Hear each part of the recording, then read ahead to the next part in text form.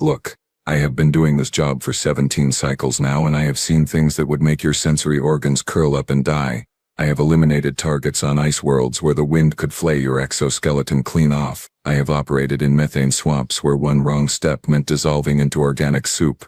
I have even survived a contract on Voltrax 7 where the local predators hunt in packs and consider anything with a pulse to be a light snack. But nothing, and I mean absolutely nothing, prepared me for humans. You have heard the rumors, right? Everyone has. The species from Earth.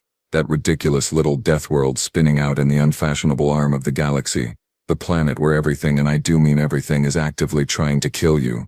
The water falls from the sky in frozen chunks. The ground splits open and spews liquid rock.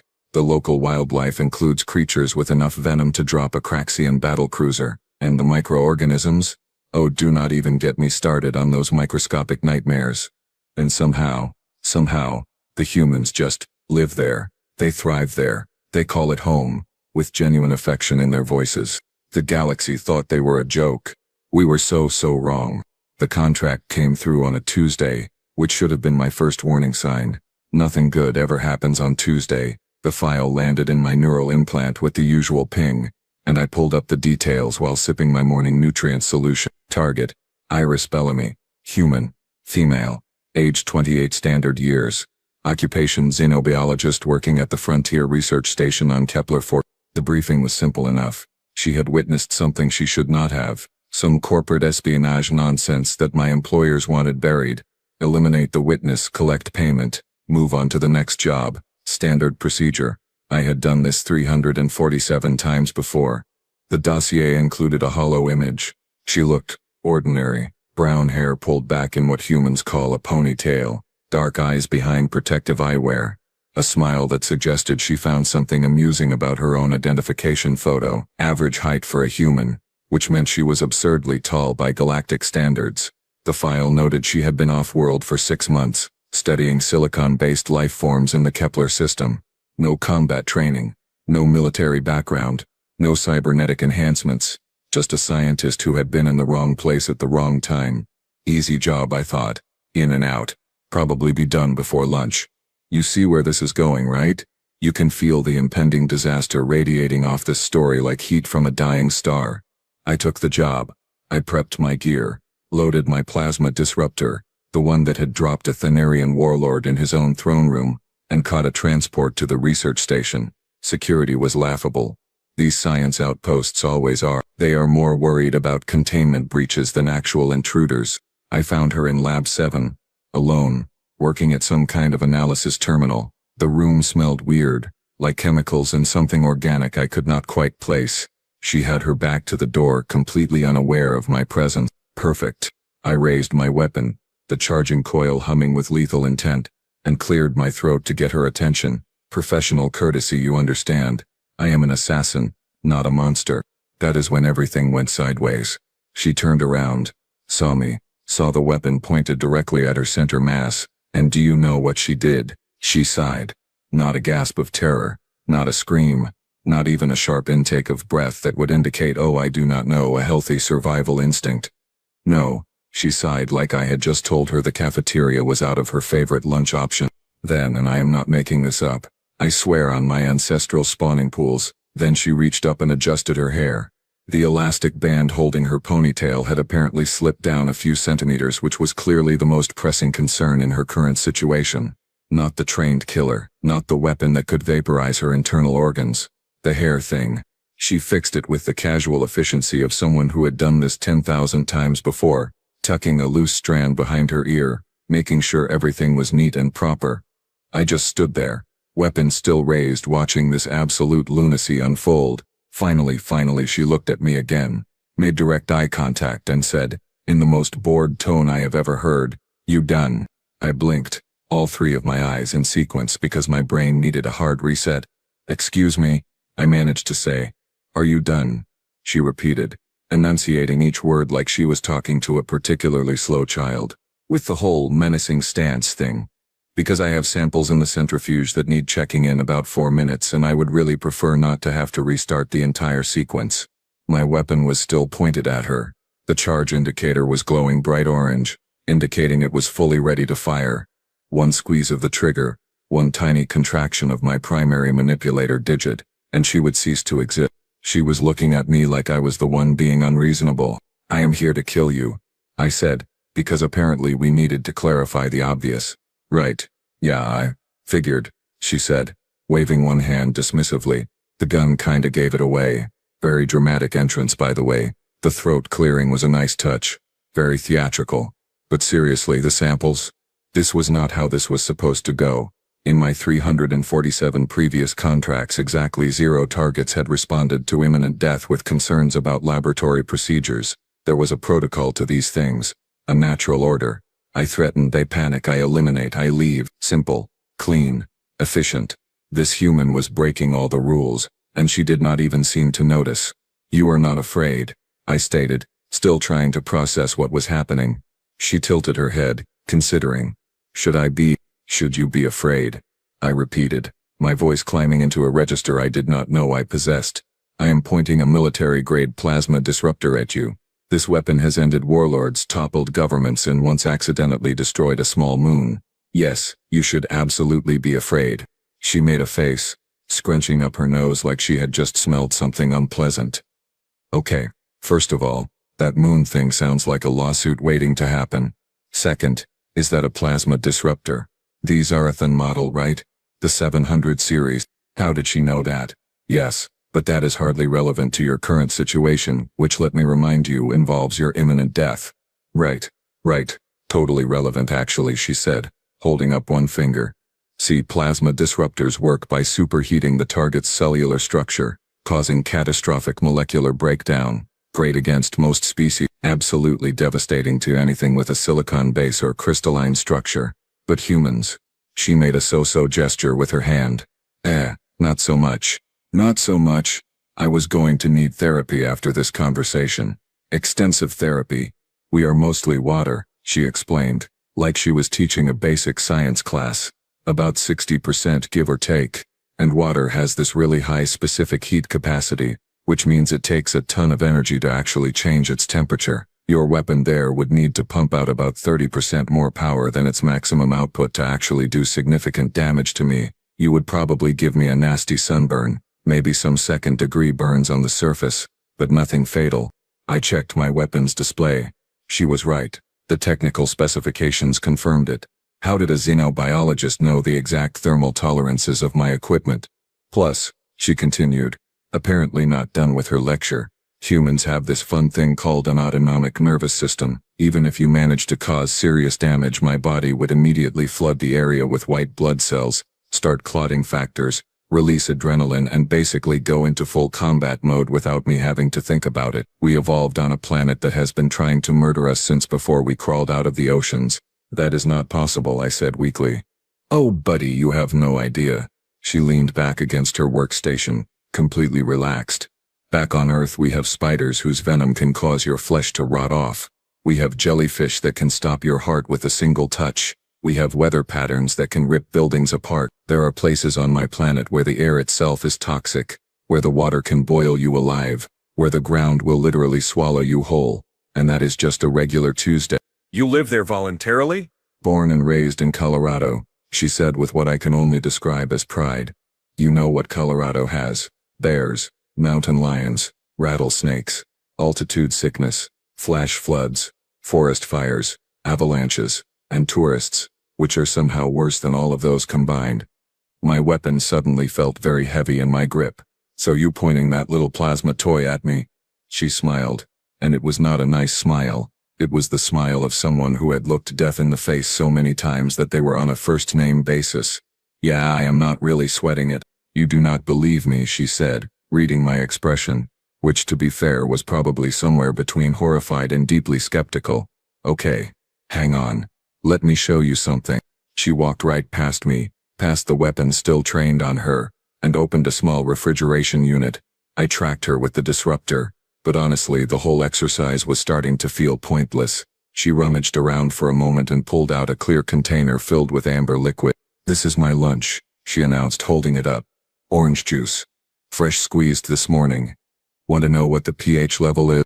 I do not care about your beverage preferences. Around 3.5, she continued, ignoring me completely. that is acidic enough to corrode certain metals given enough time, and I am about to drink it. For fun, she unscrewed the cap and took a long sip, maintaining eye contact the entire time. Refreshing. My stomach acid, by the way, is around pH 1.5 to 3.5. That is strong enough to dissolve bone. We just carry that around inside us, all the time. She set down the juice and picked up a small brown bag. Oh, and these are almonds. Contain cyanide. Not a lot, but enough that most species would need medical intervention after eating a handful. Humans? We just call them a healthy snack. She popped 3 into her mouth and crunched down. Want one? I very much do not want one. Your loss, she said, chewing thoughtfully. Oh, here is a fun one. She grabbed her water bottle and took a drink. This station keeps the water oxygenated at standard galactic levels, which is about 15% higher than Earth normal. You know what happens when humans do not get enough oxygen. We just adapt. We grow more red blood cells. Our bodies literally change themselves to compensate. Takes a few weeks, kind of uncomfortable, but we do it. Meanwhile, you stick of relics in low oxygen and they just die. This is insane. This is biology, she corrected. Want to see something really fun? Before I could answer, she slapped her own arm hard. The crack echoed through the lab. What are you doing? Checking my circulation, she said casually, even as a red mark bloomed across her skin. See, our blood vessels are super close to the surface in some places. Makes us easy to bruise. But watch this. She held out her arm, and I watched in mounting horror as the red mark slowly faded over the next 30 seconds. Healing factor. Not fast enough to handle major trauma instantly, but give us a few hours, and we can bounce back from injuries that would permanently disable most species. The door to the lab hissed open and 2 more humans walked in. I spun, weapon raised, prepared for a fight. Oh hey, Iris, one of them said. A male with dark skin and closely cropped hair. He looked at me, looked at the weapon, looked back at Iris. You good? Yeah, Marcus, I am fine, just explaining human physiology to... Sorry, I did not catch your name. Vexor. I said automatically. Right, explaining stuff to Vexor here. He is having a bit of a moment. The other human, a female with bright red hair and more freckles than I could count, squinted at my weapon. Is that a Zarathon 700? Those things are garbage against organic targets. My dad has one, uses it to heat his coffee. That is what I said, Iris agreed. You people use military-grade weapons to heat beverages. My voice cracked. I mean, it was just sitting in the garage, the red-haired human said with a shrug. Seems wasteful not to use it for something. Marcus walked over to a different workstation, completely unbothered by my presence. Anyone want lunch? I brought sandwiches. They have peppers in them. What kind of peppers? Iris asked. Ghost peppers. Oh, nice. Yeah, I will take one. Ghost peppers have a Scoville rating that would require hospitalization for most species, I said numbly. Right, Marcus grinned. They are great, really clear out the sinuses. I lowered my weapon, not because I chose to, but because my arms were tired, and also because I was having what I believe humans would call an existential crisis. Iris seemed to sense that I was teetering on the edge of a complete psychological breakdown, because she pulled up a chair and gestured for me to sit. I did, mostly because my leg segments were no longer reliably supporting my weight. Okay, so here is the thing about Earth, she began, and I got the distinct impression I was about to receive an education I never wanted. Most planets in the habitable zone are pretty chill, right? Stable climates, predictable weather patterns, maybe 1 or 2 apex predators that are not too hard to avoid. Earth is not like that.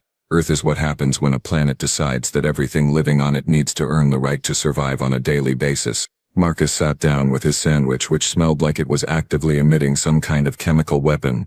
She is not exaggerating. My hometown gets hurricanes. You know what those are. Spinning columns of air and water that can destroy entire cities. They happen every year, multiple times. We just rebuild and wait for the next one. My region has tornadoes, the red-haired human added. Her name tag said Quinn. Tornadoes are like hurricanes' angrier cousins. They pick up houses and throw them around like toys. We have a whole season for them. Tornado season. We put it on calendar. And earthquakes, Iris continued. The ground just randomly decides to shake itself apart. Buildings collapse. Roads split open. Entire landscapes change shape. Could happen anytime, any place. No warning. Volcanoes, Marcus added between bites of his apparently weaponized sandwich. Oh yeah, Volcanoes, Iris nodded enthusiastically. Mountains that explode. They bury entire cities in ash or lava. The eruption in 1815 changed global weather patterns for years, caused widespread famine, and we just live near them anyway. Some of the most populated areas on Earth are right next to active volcanoes. I tried to process this. Why? The soil is really fertile, Quinn said. Like this was obvious. You risk death by liquid rock for good farming? I mean, you say it like that and it sounds weird, Marcus said. Iris pulled up a holographic display from her workstation. Images of Earth appeared, and I immediately understood why the galactic community had classified it as a Class 12 Deathworld. Okay, so let us talk about the wildlife. Australia, that is a continent on Earth, has 21 of the 25 most venomous snakes in the known galaxy. It also has spiders the size of dinner plates, jellyfish that can kill you in minutes, octopi that carry enough venom to kill 26 humans, and birds that can literally disembowel you with their claws. People live there? I asked weakly. About 25 million of us, yeah. Nice beaches. Africa has lions, elephants, hippos, and crocodiles, Marcus continued. Hippos kill more people per year than almost any other large animal. They are extremely territorial, have teeth the size of your arm, and can run faster than humans despite weighing about 3,000 kilograms. And crocodiles? They have been around for about 200 million years, basically unchanged, because they are already perfect killing machines. South America has the Amazon rainforest, Quinn added.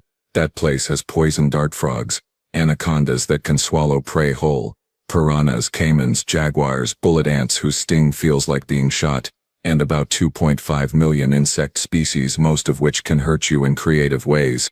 And that is just the large obvious stuff, Iris said. We have not even touched on the microscopic threats. Bacteria, viruses, parasites, prions. Earth has diseases that can liquefy your organs, shut down your immune system, cause your brain to eat itself, or make you allergic to sunlight. We have parasites that burrow into your eyes. We have amoebas that swim up your nose and consume your brain tissue. Please stop talking, I begged. And the weather, she continued mercilessly. Temperatures on Earth range from -89 degrees Celsius to 56.7 degrees Celsius. That is a swing of almost 150 degrees.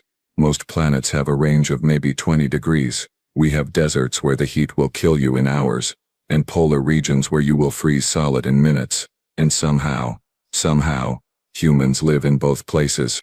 Why? It was the only question I could manage. Why would you stay on such a planet? The three humans looked at each other, and Marcus shrugged. It is home. Plus, once you grow up dodging natural disasters and lethal wildlife, everywhere else feels kind of boring.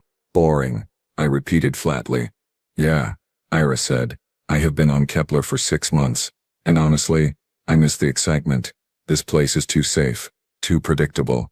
Nothing ever tries to kill me here. I am literally trying to kill you right now. Yeah, but you are not very good at it. No offense. Pride is a dangerous thing. It makes you do stupid things, like doubling down on a clearly failed assassination attempt because you cannot accept that your entire career has been built on targeting species that are apparently made of something other than weaponized nightmare fuel. I reached into my equipment harness and pulled out my backup weapon, a neural disruptor. Top of the line. It sent out electromagnetic pulses tuned to scramble the synaptic pathways of most carbon-based life forms. Instant unconsciousness, followed by brain death within 30 seconds. I pointed it at Iris. She looked at it, looked at me, and her expression shifted into something that I can only describe as pity. Actual pity. Like I was a small child who had just proposed solving a complex mathematical equation by hitting it with a rock. That is a neural disruptor, she said gently. Yes, you know human brains are shielded by a solid bone structure called a skull, right? It is about 6.5 millimeters thick on average. And our neurons fire using both electrical and chemical signals, which makes us really resistant to electromagnetic interference. I fired it anyway. The pulse hit her square in the forehead. She blinked, twice. Then she reached up and rubbed the spot. Okay, that tickled a little bit. Kind of tingly. Did you feel that? She turned to Marcus. Feel what? Vexer just shot me with a neural disruptor. Oh yeah? Anything happen? Not really. Little bit of a headache maybe. Quinn laughed. Actually laughed, like this was the most entertaining thing she had seen all week. Dude, you should try the Sonic Devastator next. Those are always hilarious. I do not have a sonic devastator, I said, my voice completely hollow. Shame, she said. Those just make us nauseous for a bit. Sometimes we throw up. But like we throw up when we drink too much alcohol anyway, so it is not even that weird. I cycled through my remaining options. Toxin injector? Iris had already explained their ridiculous immune systems. Thermal grenades? Marcus had mentioned something about surviving in temperature extremes that should have been physically impossible. Kinetic weapons? I looked at Quinn, who was casually eating what appeared to be a sandwich containing actual fire, and decided that bullets probably were not going to cut it either. You are running out of options, are you not? Iris asked, and there was actual sympathy in her voice now, like she felt bad for me, the assassin, who had come here to kill her. This is humiliating, I admitted. Yeah, I can see that. She pulled out her communicator. Hey, I'm gonna order some food from the cafeteria. Do you guys want anything? Ooh, see if they have that spicy noodle thing again, Marcus said. The one that put Krevin in medical for 3 days? Quinn asked. That is the one. I will take 2 orders. They were ordering lunch. I was having a complete professional meltdown. My entire worldview was crumbling around me like a structure made of wet sand, and they were ordering lunch. Do you want anything, Vexar? Iris asked politely. I want to understand how your species has not been completely eradicated from the galaxy out of sheer self-preservation instinct from every other sentient race. That is not on the menu, she said, but I can get you some water, the non-oxygenated kind. Probably safer for you. Marcus grinned at me. First time dealing with humans? Yes. Yeah, you get used to it. Or you do not. Most people do not. The humiliation was complete. Absolute. Total. I had been reduced from a feared assassin to a confused alien being offered sympathy water by his intended target. I accepted the water. It felt like the only reasonable thing to do at this point. Iris sat down across from me, her food order apparently placed, and she had that look that teachers get when they are about to explain something they find personally fascinating. So you want to know why we are like this, she said. It was not a question.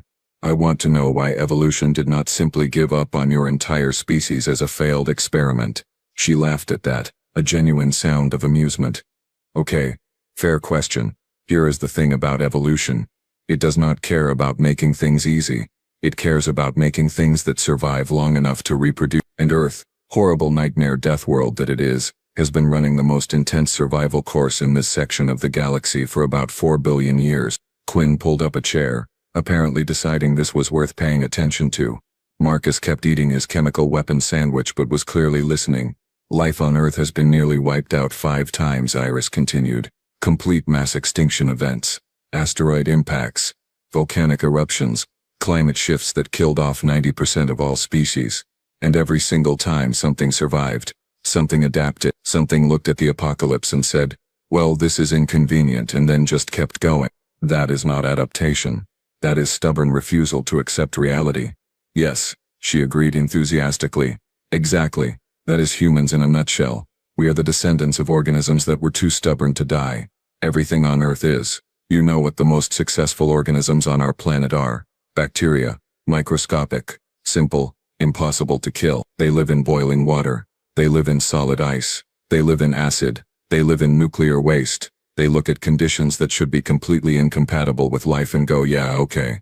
I can work with this. Marcus swallowed a bite of his lunch. Humans climbed out of the ocean about 375 million years ago.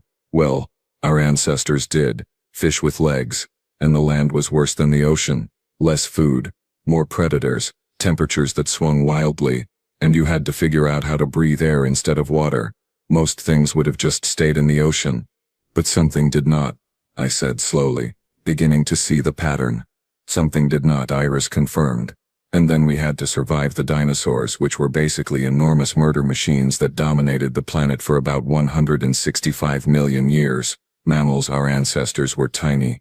We lived in burrows. We came out at night. We ate scraps. We were prey for literally everything. But we survived. And then the asteroid hit, Twin added. Big one, about 66 million years ago. Killed off the dinosaurs and about 75% of all plant and animal species. Global firestorms. Years of darkness. Temperatures dropped catastrophically. Food chains collapsed. But mammals survived. We survived because we were small, adaptable, and too stubborn to quit. So we inherited a planet that was actively hostile, Iris said. And we just kept adapting. We learned to use tools. We learned to control fire, which, by the way, most species are terrified of fire. We looked at it and thought, hey, what if we could use this incredibly destructive force for cooking and heating? We spread to every continent, every climate zone, every hostile environment we could find. Deserts, tundras, mountains, jungles. If it existed, we moved there, because apparently we enjoy a challenge. But why are you so cheerful about it? I asked. Because this was the part that truly baffled me. You live on a planet that is constantly trying to kill you. You have diseases, predators, natural disasters, toxic food, and apparently you just accept this as normal. How are you not all suffering from permanent psychological trauma? The three humans exchanged glances, and something passed between them. Some shared understanding that I was not part of, because if we were not cheerful about it, we would go insane. Eris said quietly.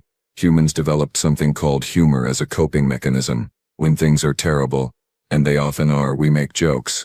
We laugh, we find the absurdity in our situation, and we embrace it, because the alternative is despair, and despair does not help you survive.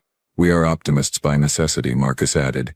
You have to believe things will get better, even when all evidence suggests otherwise. You have to keep trying, keep adapting, keep moving forward, because that is what we have always done. That is what we are built for. Quinn grinned. Plus, if you can survive Earth, everything else is easy mode. That is why humans are so relaxed out here in the galaxy. You think your plasma disruptor is scary? We have survived worse before breakfast. I stared at them, these bizarre, indestructible, cheerful creatures from a nightmare world, and I finally understood. They were not the exception. They were the rule. Earth had spent billions of years creating the perfect survivors, and then those survivors had developed the psychological tools to stay sane while doing it. They were not just physically resistant, they were mentally unbreakable. Absolutely terrifying. Iris stood up and walked over to a small appliance in the corner of the lab. It hissed and gurgled like it was dying a slow, painful death. She pulled out a cup, filled with dark liquid that smelled like burnt organic compounds mixed with bitterness and regret. Coffee, she offered, holding the cup out to me. I recoiled so fast I nearly fell out of my chair. That is a Class 4 toxin. The caffeine alone would shut down my respiratory system. The acidity would perforate my digestive tract, and whatever those aromatic compounds are, they would probably cause neural hemorrhaging. Right, sorry, forgot, she said, not looking sorry at all. She took a sip herself and made a satisfied sound. We drink this to wake up in the morning, sometimes 3 or 4 cups a day. You poison yourselves recreationally. I mean, when you put it like that, it sounds bad, Quinn said. Iris set down her toxic beverage and leaned against the workstation, her posture completely relaxed. So, here is a thought. Instead of you trying to kill me with weapons that clearly are not going to work, and me having to continue explaining basic human biology, why do we not just talk? You know, like reasonable beings. Talk, I repeated. Yeah, talk, communication, exchange of information. I am assuming someone paid you to come here. Someone with a vested interest in me not revealing whatever it is they think I know. Maybe we can work something out that does not involve repeated assassination attempts. Marcus nodded. Makes sense to me. Fighting is exhausting. And honestly, you seem like you are having a rough day already. A rough day, I said. I am having a complete existential crisis. My entire professional identity has been shattered. Everything I thought I knew about threat assessment has been revealed as laughably inadequate. And you are worried about me having a rough day. See, that is exactly why we should talk, Iris said. Get it all out. Process the trauma. We are very good at therapy. We invented like 40 different kinds of therapy because we need them. Quinn pulled out additional chairs, arranging them in a circle like this was some kind of support group meeting. Come on, sit. Tell us who hired you. Maybe we can sort this whole thing out without anyone getting hurt. Well, more accurately, without you continuing to hurt your own pride by failing to hurt us.